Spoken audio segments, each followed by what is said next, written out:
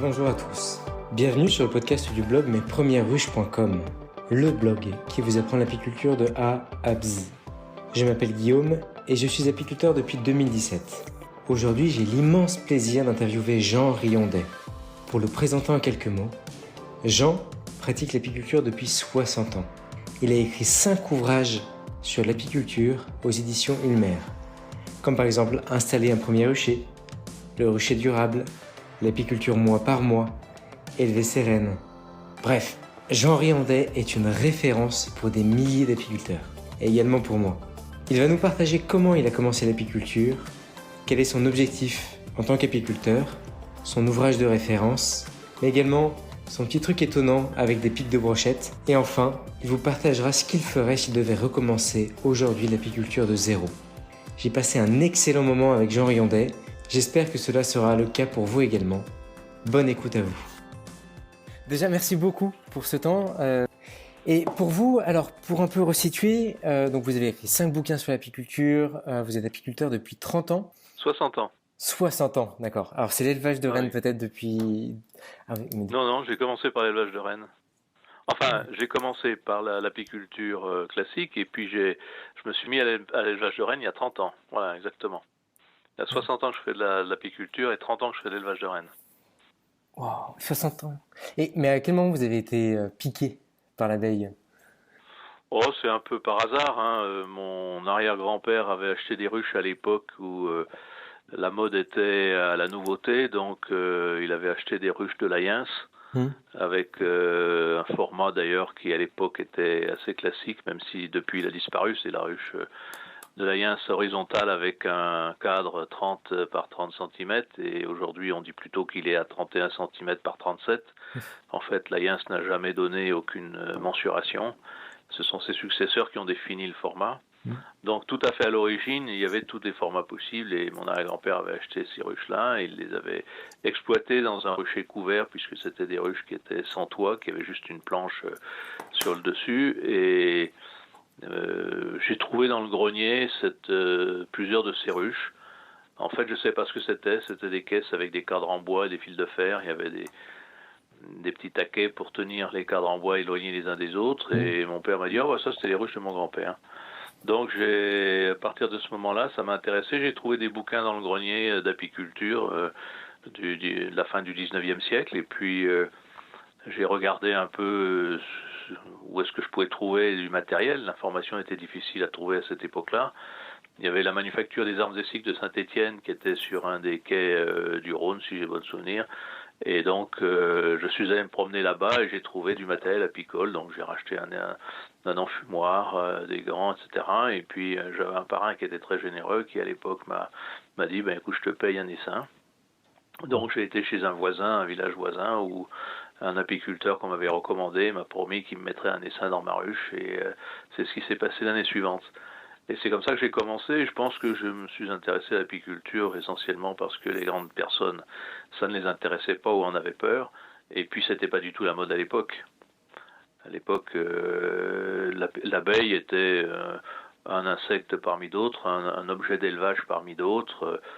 Et puis après, je me suis rendu compte que les apiculteurs de cette époque-là étaient des empileurs de caisses.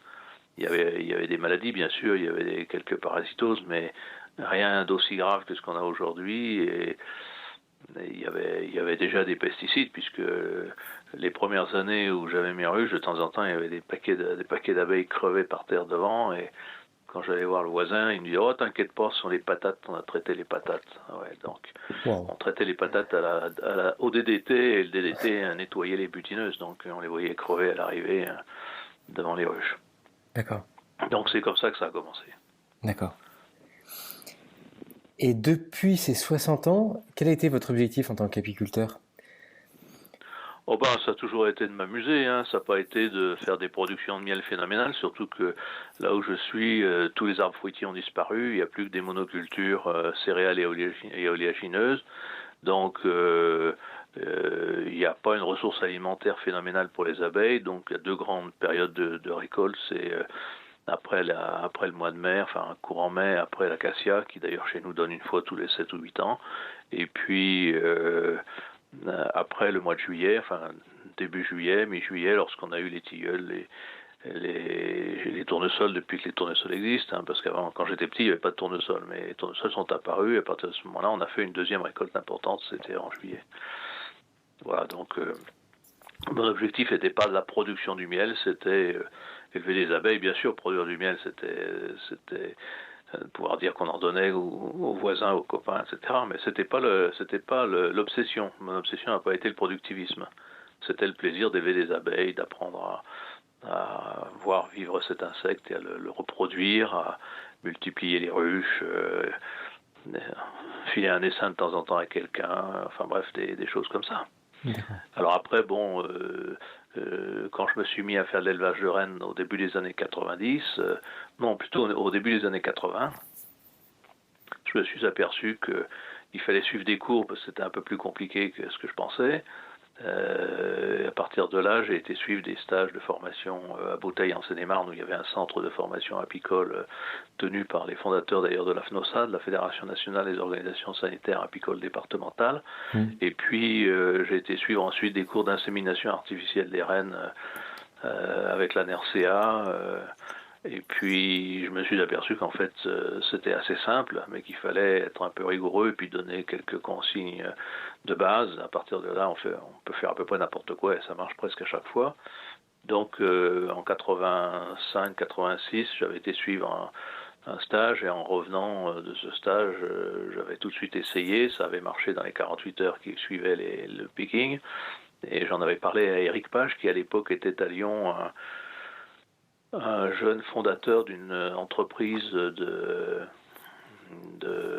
matériel apicole qui est devenu depuis Naturapi et qui m'avait dit puisque c'est si simple que ça, allez-y, faites un cours. Donc je me suis mis à faire un cours alors que j'avais simplement 1 an de pratique de l'élevage de rennes. Eric m'avait dit, c'est pas le problème, les gens que vous aurez en face de vous en connaîtront encore moins. Donc, vous avez une longueur d'avance, vous pouvez y aller. Et c'est comme ça qu'en 87, mon premier cours a eu lieu et en 91, avec Eric Page, on a créé l'association Les Amis des Abeilles pour avoir un statut juridique qui nous permettait de bénéficier des salles que les municipalités mettaient gracieusement aux associations domiciliées sur leur territoire. En fait, l'origine de l'association, c'est ça, c'était pas autre chose que de pouvoir profiter des salles gratuites de la mairie. Donc on a créé cette association et cette association existe depuis 1991 et elle a un rucher école, donc depuis cette date à Solèze. D'accord.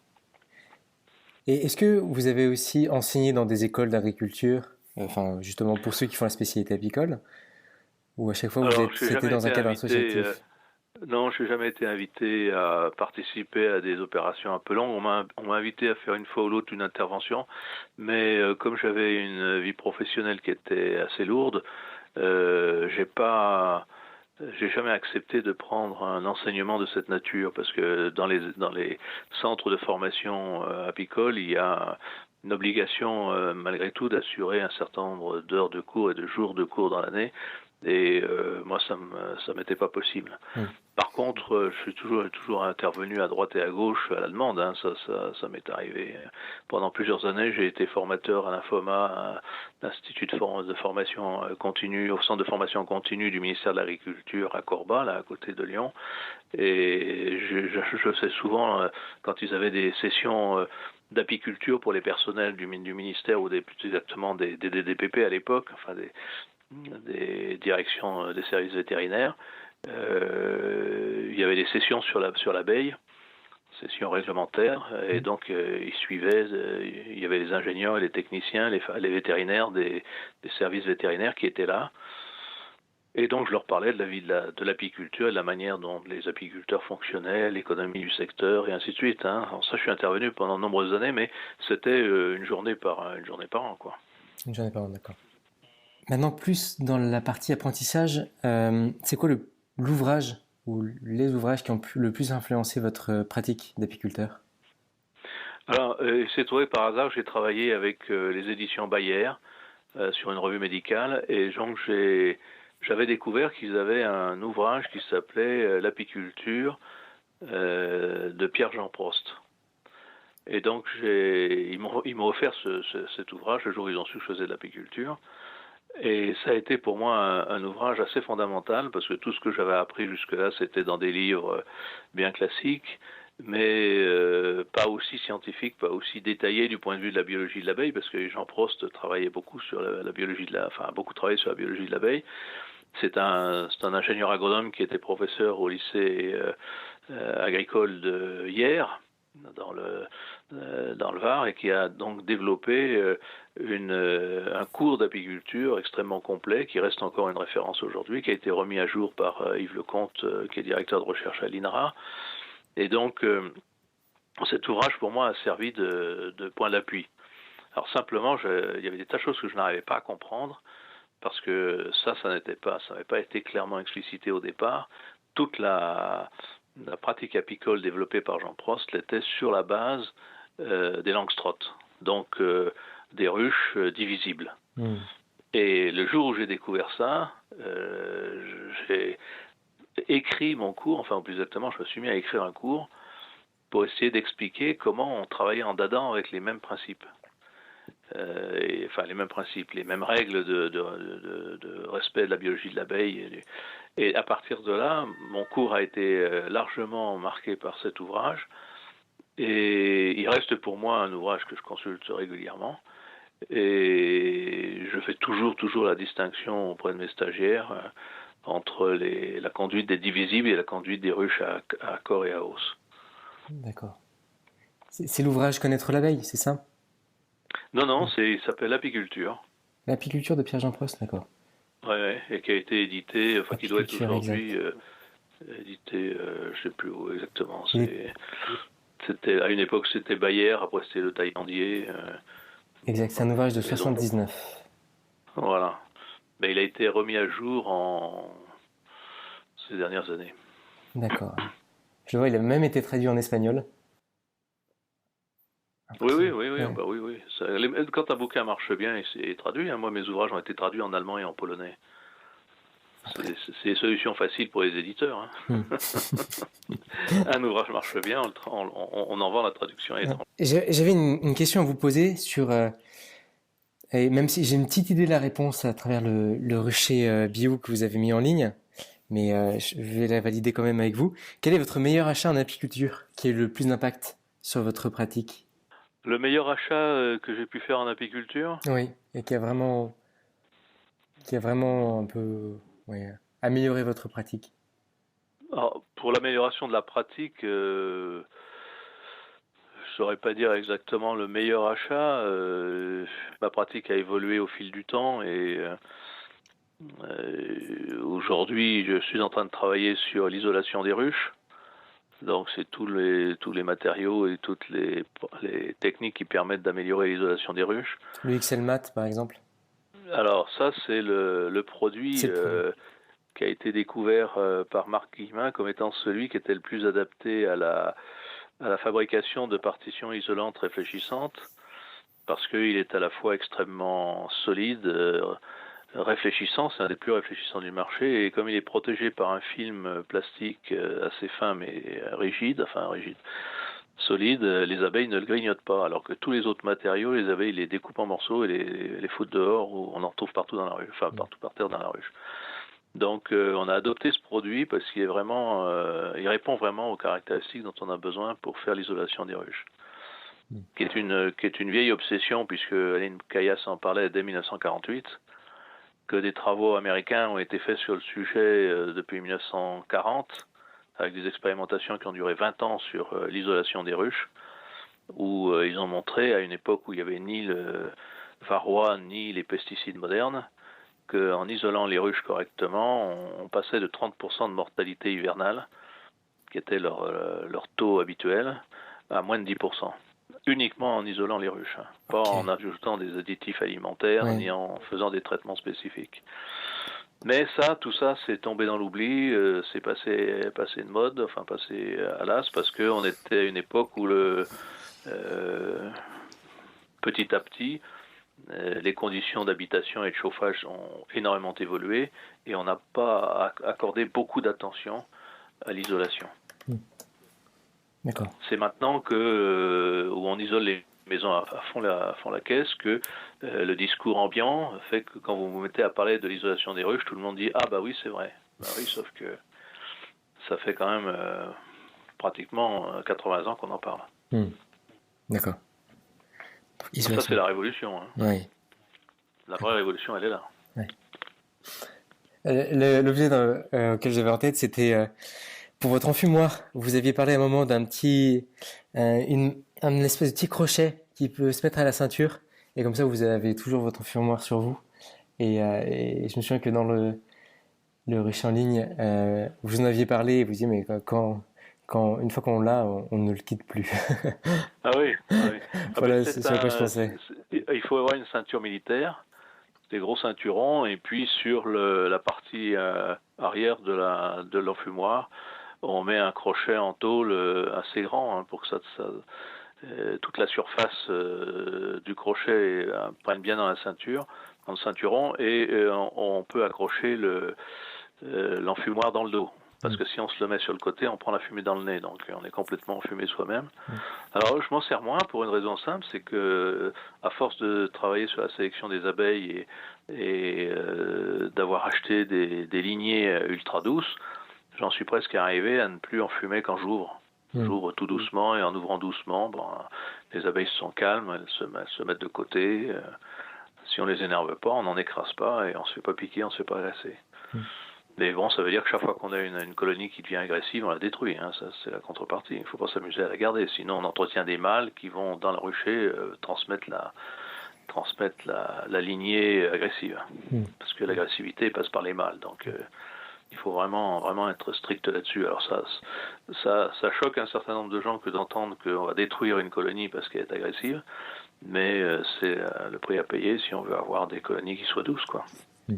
D'accord.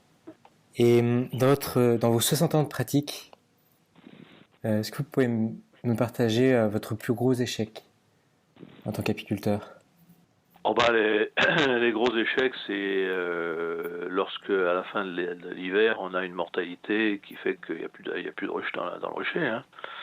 Donc ça m'est arrivé une fois lorsque, c'est après l'arrivée du varroa dans les années 90, où d'un seul coup, on découvrait qu'en fin de mois de mars, il n'y avait plus rien dans les colonies, donc on se posait des questions à n'en plus finir.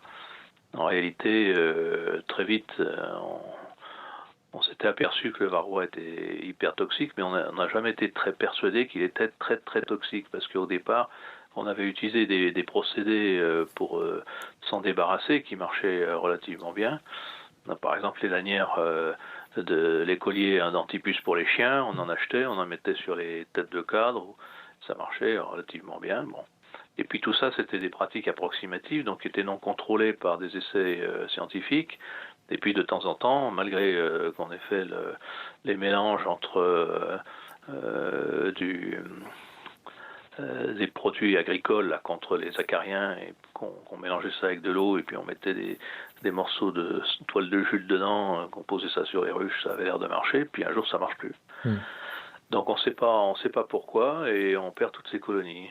Donc là, ça a été un peu le déclic à partir duquel moi j'ai commencé à regarder de très près ce qui se disait dans la littérature sur les essais, sur les nouveaux produits, les conditions, et c'est là que je me suis aperçu qu'on avait très vite découvert que le tofluvalinate, qui était un acaricide très utilisé en arboriculture et pour les céréales contre les acariens de ces plantes, eh bien, qui était très efficace contre varroa, eh bien, le tofluvalinate était devenu inefficace. Le varroa s'était adapté, on les avait sélectionnés, puis il y a eu une mutation génétique, phénomène assez rare, mais qui s'est produit avec ce produit-là. Et donc, les varrois étaient devenus résistants.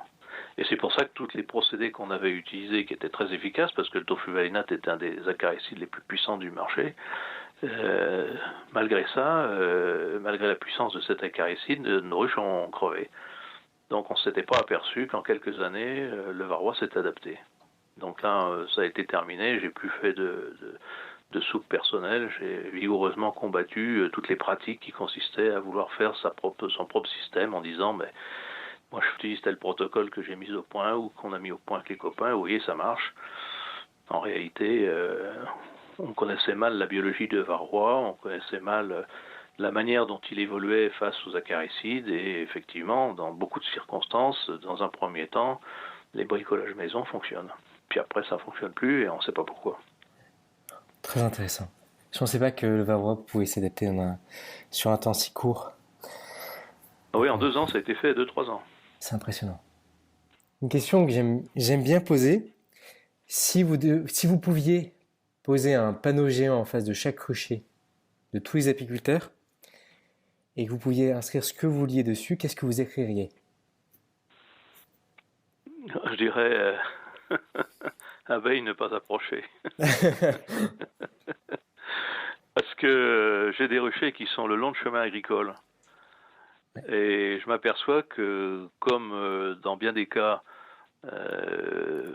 mes ruchers n'étant pas agressifs, des gens viennent se promener dans les ruches pour voir de plus près, ils se font piquer de temps en temps.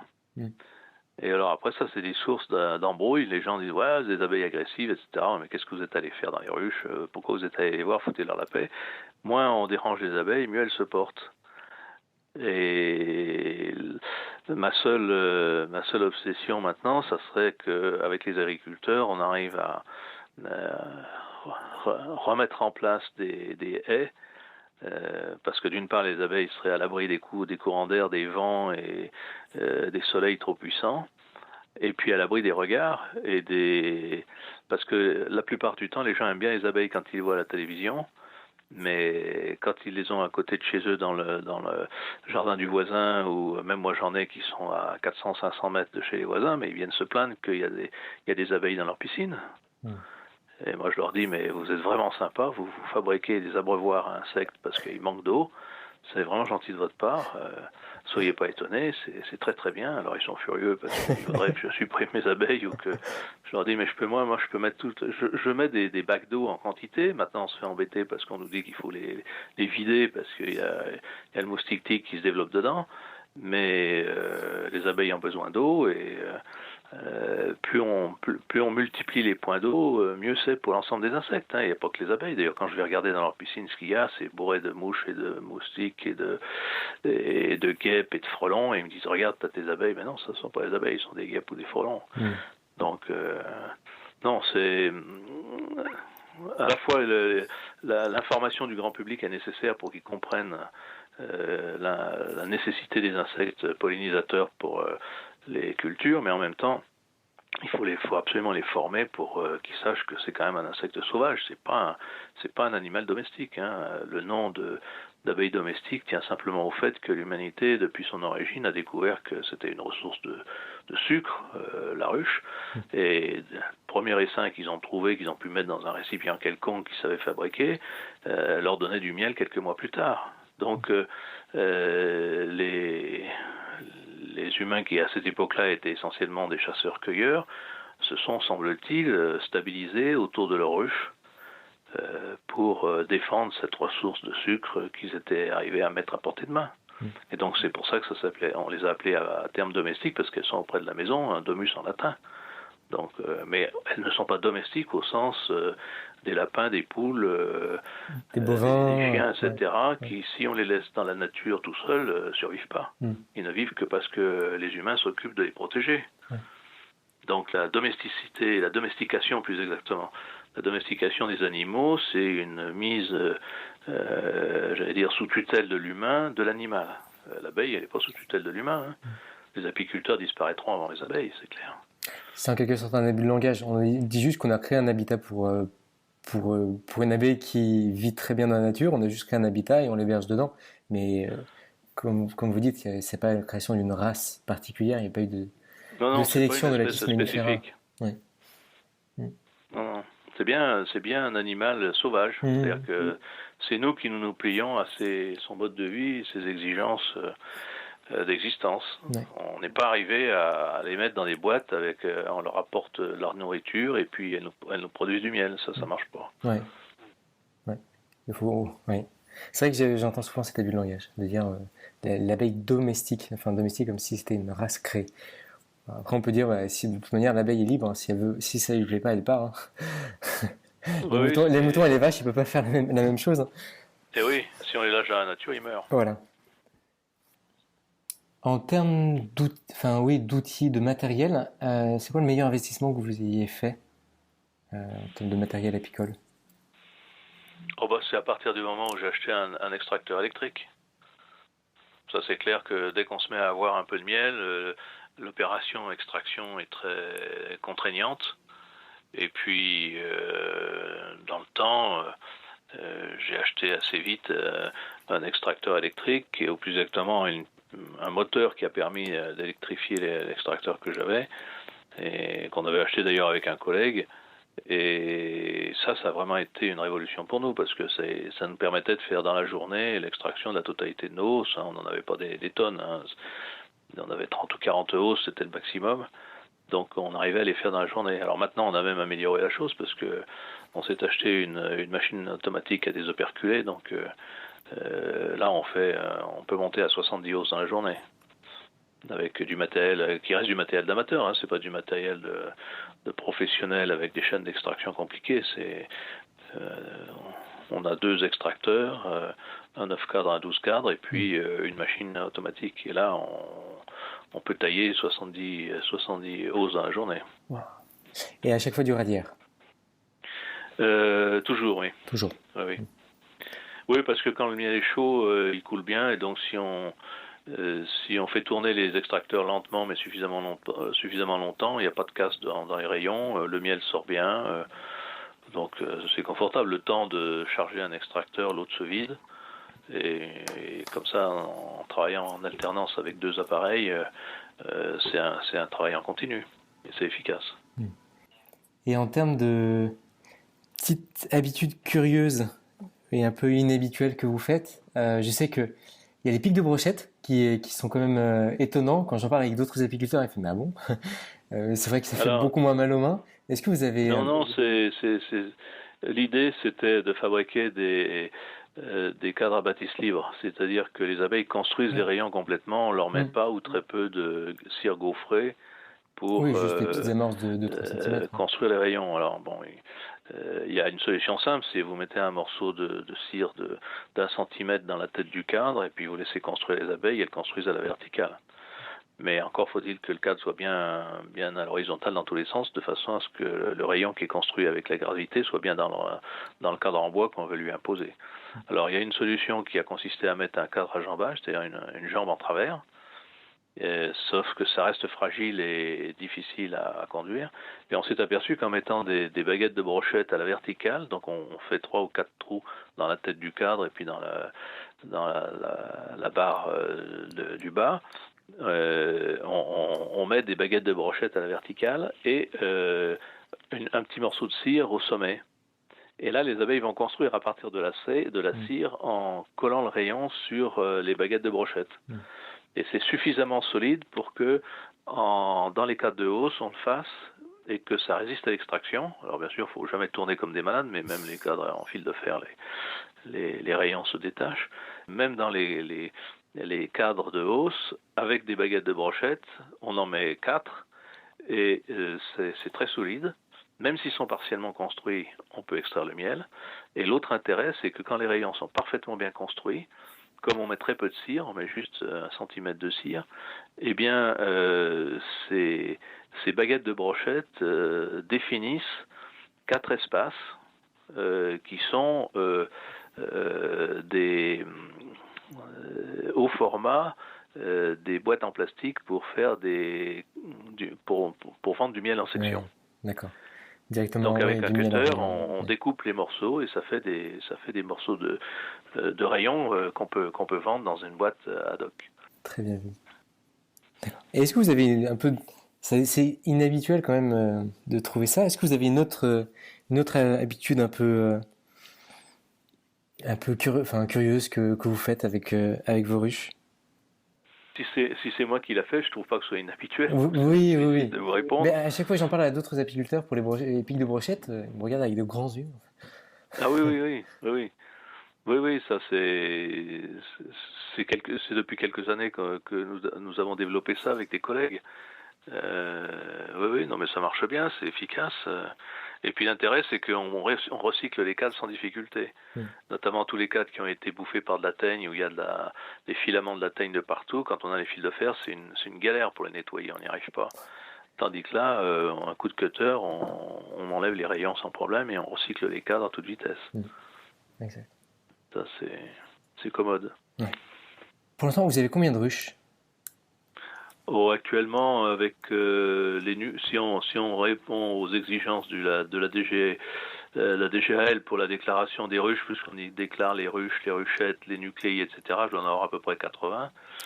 Mais j'ai en réalité une trentaine de ruches en production de miel, et puis j'en ai une dizaine à peu près qui sont des raceuses pour faire des descendances, pour produire des reines, et puis j'en ai encore une dizaine ou une quinzaine qui me servent exclusivement à produire du cadre du cadre de couvain pour faire les essaims sur un cadre, puisque moi je fais des essaims sur un seul cadre. Mais il faut en avoir, donc pour faire les élevages de rennes ou pour faire des essaims, il faut que j'ai des ruches qui n'ont comme fonction que de produire des cadres de couvain et pas de produire du miel. Donc ça dépend le point de vue que l'on a. Si c'est un point de vue de production de miel, j'en ai entre 20 et 30 de manière assez régulière. Et puis si c'est pour faire des élevages de rennes, il me faut les raceuses, et j'en ai une dizaine. Et puis après il me faut des ruches pour fournir les nucléis et les essaims. Donc j'en ai encore un certain paquet. Alors cet hiver, je suis en train de regarder dans quelles conditions ça va se passer, mais j'ai une bonne quinzaine de ruchettes qui sont des essaims sur un cadre que j'ai fabriqué au mois d'octobre. Donc je vais voir si en faisant des essaims sur un cadre au mois d'octobre dans les conditions d'isolation qu'on a mises au point avec mes collègues, finalement ça passe bien l'hiver. Enfin pour l'instant ça passe très bien l'hiver. Donc on va voir si au mois de mars elles sont encore là. Ouais, très bonne expérience. Mais quand même, avec 80 ruches et ruchettes, comment ça se passe? Comment vous organisez quand vous sentez un peu submergé? Quand il y a trop de choses à faire, quand il y a des milliers qui arrivent tout à coup, comment vous organisez? D'abord, j'ai des collègues qui viennent travailler avec moi, je ne suis pas complètement tout seul. Donc, à partir du moment où on peut avoir de la main-d'œuvre qui vient vous donner un coup de main, on peut organiser le travail.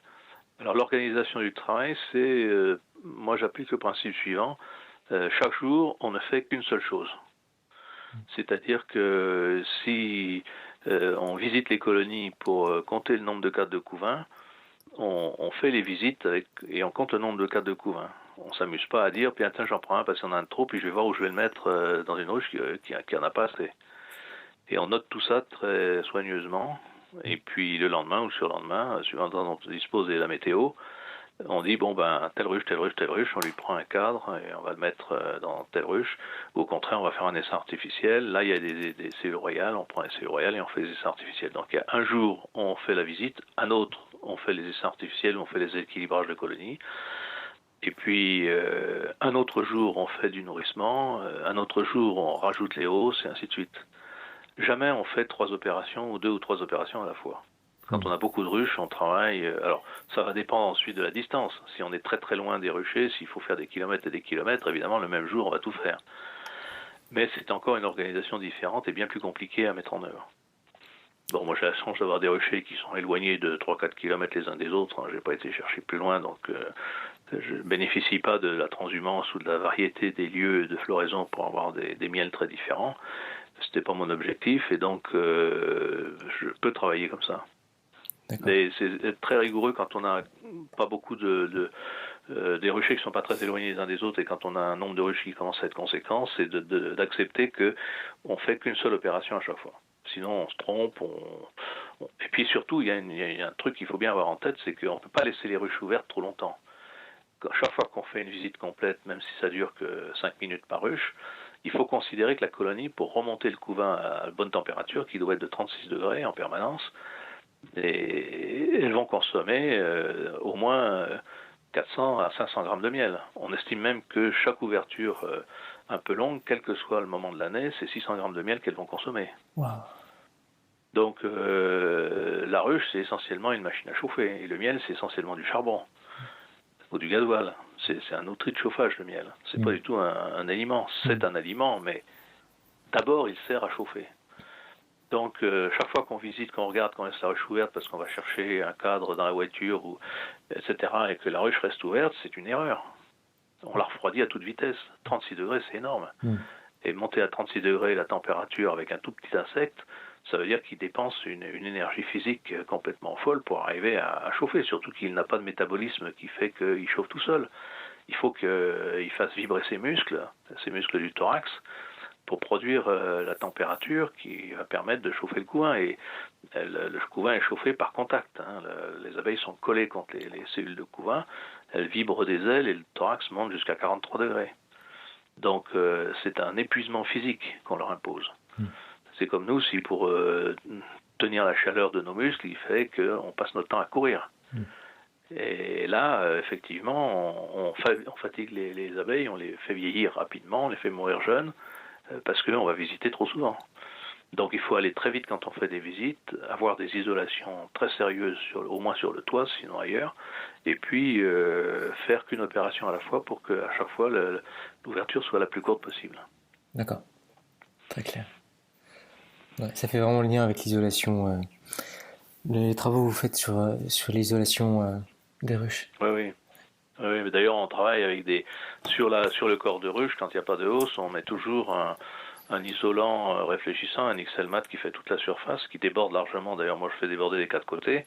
Et quand on visite les colonies, quand on a fait une visite complète et qu'ensuite on va chercher juste un cadre de couvain, l'idéal c'est mettre un point de couleur avec un stylo de type Posca sur le cadre qu'on va enlever la fois suivante, on referme, et quand on revient, on ouvre avec le réfléchissant et on sort uniquement le cadre qu'on a repéré. On ne recommence pas à faire une visite. Et moi je travaille en bande lisse de façon à ce qu'on glisse les cadres sur les bandes, et les écartements sont obtenus par des écarteurs Hoffman, mais pas par les crémaillères. Crémaillère, c'est une connerie, il n'y a que l'Europe, il n'y a que les Français pour avoir des crémaillères. Dans le reste du monde, pratiquement, ce sont des bandes lisses avec des cadres Hoffman. D'accord. On arrive aux 2 dernières questions. Si vous deviez recommencer l'apiculture de zéro, vraiment du tout début, qu'est-ce que vous feriez en premier ? Qu'est-ce qui changerait par rapport à... Je travaillerais avec des corps Langstroth. Ah, d'accord. Je travaillerai avec des corps Langstroth et puis des partitions. Donc les corps Langstroth sont des 10 cadres, et là les corps viendraient sur 8 cadres. On conduirait les colonies sur 8 cadres. Donc c'est des volumes plus petits qui conviennent mieux aux abeilles que les grands corps d'Adam. Donc travailler avec de la Langstroth avec à chaque fois des partitions isolantes de chaque côté et à l'intérieur 8 cadres. D'accord. Ouais. Et tous les éléments ont leur partition de chaque côté, donc on travaille qu'avec des éléments 8 cadres. Et là, on a des rendements qui sont infiniment supérieurs, et on a des abeilles de bien meilleure qualité, donc moins malades, de plus longue vie, et ainsi de suite. Parce qu'elles ont moins à chauffer, c'est tout, c'est toujours la même histoire. Ouais. On réduit les dépenses énergétiques, et en réduisant les dépenses énergétiques, on réduit le vieillissement des abeilles, leur fatigue. Ouais. D'accord. Ok, très clair. Et une dernière question sur un peu l'évolution de votre point de vue de l'apiculture en France et en Europe, notamment en termes les nouveaux apiculteurs qui arrivent. Je pense que j'en fais partie. Sur quel œil, quelle est votre opinion dessus ? Est-ce que c'est plutôt une bonne chose ou pas ? Est-ce qu'ils se forment assez ? Comment vous voyez les... Une première chose, il faut avoir en tête que l'apiculture est d'abord un travail d'amateur. Il y a 70 000 amateurs en France, il y a 2 000 professionnels. Le nombre des professionnels n'augmente pas, est relativement stable, voire même diminue. Mais ils font quand même les 2/3 de la production du miel en France.